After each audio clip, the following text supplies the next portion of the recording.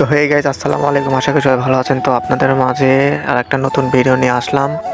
অনেক দিন ধরে ভাবছিলাম যে কোথায় বেড়াতে যাওয়ার দরকার, অনেক দিন বেড়াতে যাওয়া হয় না। তো সবাই মিলে একটা বুদ্ধি করলাম, পাকশিতে যাওয়া যায়। আরও শুনলাম যে পাকশিতেও নাকি অনেক পানি হয়েছে। আপনারা তো সবাই জানেন যে বাংলাদেশের অবস্থা খুবই খারাপ, নানান জেলায় নানান রকমভাবে পানিতে ডুবে গেছে। অনেক অনেক মানুষ অনেক বিপদে পড়ে আছে। তো আপনারা সবাই তাদের জন্য দোয়া করবেন এবং তাদের পাশে দাঁড়ানোর চেষ্টা করবেন। আমরাও চেষ্টা করব তাদের পাশে দাঁড়ানোর। ঘুরতে ঘুরতে অনেক দূরে চলে আসলাম। তো আপনাদের মাঝে এখন একটাই কথা বলতে চাই যে আপনারা সব সময় মানুষের পাশে থাকবেন এবং মানুষকে সাহায্য করবেন। এখন আছে আমরা দাপুনিয়া থেকে গাড়ির তেল তুলবো। তো তেল তোলার আগে ভাইয়া বলছিল যে গাড়িতে তেল নেই, তেল তুলতে হবে। তো এখান থেকে গাড়িতে তেল ভরে আবার গাড়ি স্টার্ট করে এবার পাকশির দিকে রওনা দিলাম।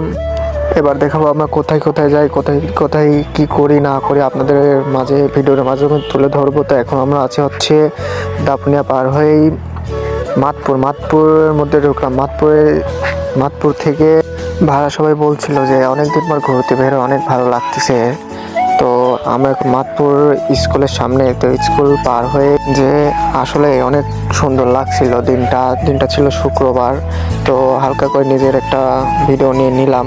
নেওয়ার পরে ভাইয়া বলতেছিল যে শ্যাম তুমি গাড়ি চালাও, পরে আমি গাড়ি নিয়ে এসে চলে আসলাম রূপপুরের পারমাণবিক বিদ্যুৎ কেন্দ্র।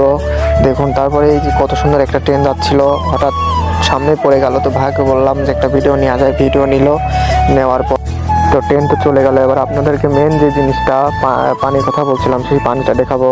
কথা বলতে বলতে হারিং ব্রিজের নিচে চলে আসলাম। তো আসার পরে দেখি যে এখানকার অবস্থা খুবই খারাপ, যে মেলা জায়গায় পানি জমে আছে। তো অনেক লোকই দেখতে আসছে। তো এখন দেখি আমরা দেখি কি অবস্থা।